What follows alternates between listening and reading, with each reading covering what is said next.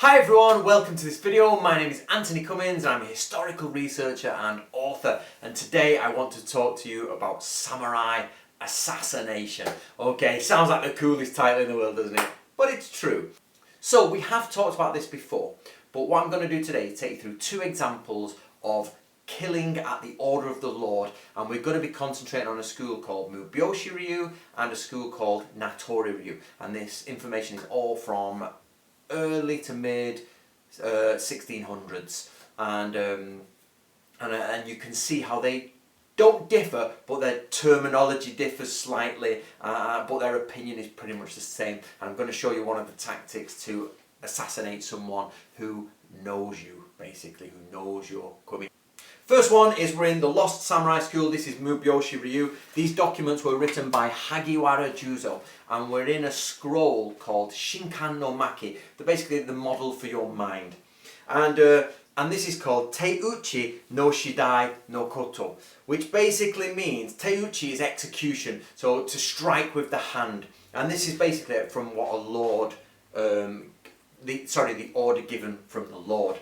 Now, you've got to imagine that, you know, we're in the Edo period, so we're in a case of, you know, it's peacetime, and the Lord wants someone dead. But remember that that samurai also has, or probably has, control over a section of samurai himself. He may be a commander, like a yoriki or a group captain. Now, what happens here is, and if you watch a film called Taboo, which is called Gohato in Japanese, it has a perfect example of this. So let's look at what Hagiwara Juzo says himself. So Hagiwara sensei. So execution is to put people to death with the sword and not to kill oneself. This can also be the death of those who are not fellow retainers. So it does mean, basically, you're killing people you know, but also maybe not, there are other people.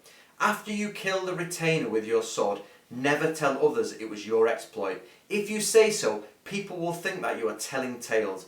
Be careful, when people talk, they will use your name, and the story will change as it moves. He goes on to say, if you cut the target down, then make sure to maintain a calm mind. People have said for a long time, a person who has failed in Teuchi will often be killed by the object of his vengeance. So let's have a quick talk about that before we move on to the next school. Okay, so we're in Kanazawa here. We're using the word Teuchi, which means basically hand striking or executions, to kill by your own hand. And so Hagiwara sensei, so Hagiwara stood there. I don't know if he ever had to do this, he's just wrote about it. Probably though. Possibly. So Hagiwara sensei sat there, you know, he's been called in secret to the Lord, and the Lord said, you know, this retainer, I need him gone, but you know, he's quite a powerful retainer. I will issue the orders after.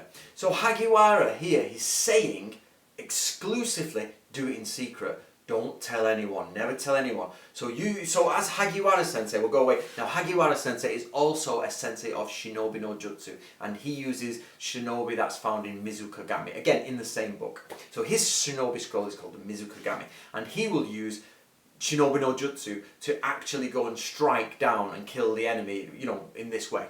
More than likely, because it says keep it secret, keep it safe, Gandalf. So what you've got is he's going to track the target, he's going to check the target, and when the time is ready, he's going to come out, kill, bang! You might even get a couple of gents on it with him, you don't know. But whatever he does, he has to kill the target, then retreat. He's got his tenugui, he's cleaning his sword, he's getting out of there as quick as possible. He goes back to his house, his wife comes back, you know, how was your evening? And whether he's told his wife or not, I don't know, you know. We don't know what the samurai said to their wives, but basically he's killed, everything is silent. Goes to work the next morning, because he's samurai and they do go to work, or you know, at least have roles in the castle. And people have said, oh, did you hear that, you know, retainer X has been killed? And Hagiwara sensei will say, what, are you joking? Oh my god, you know, that's terrible. Oh, what's happened? And then probably there will be a bulletin board, and the Lord will say, retainer X was killed at my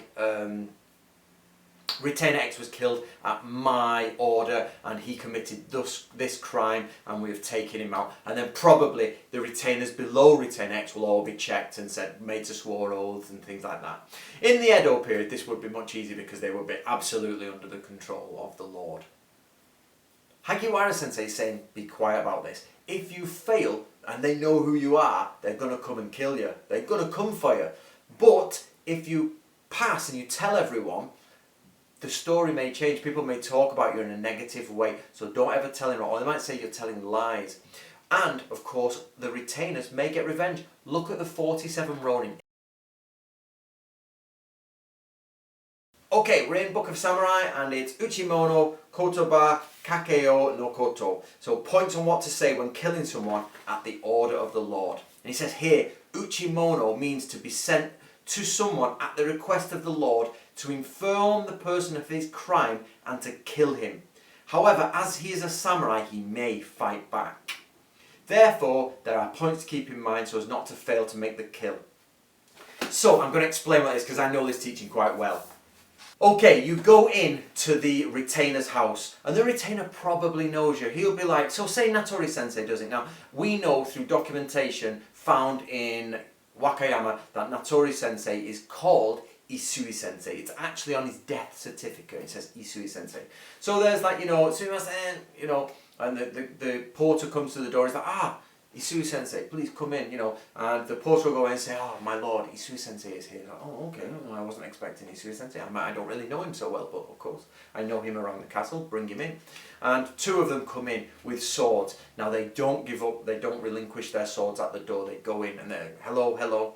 Now, what happens is, Isui Sensei might be the man speaking, and he will say, I'm sorry to bother you and everything. And he will say very quickly, we're here at the order of the Lord to kill you. Boom! What happens is he will move out of the way and the person next to him will draw their sword, come in and cut them down.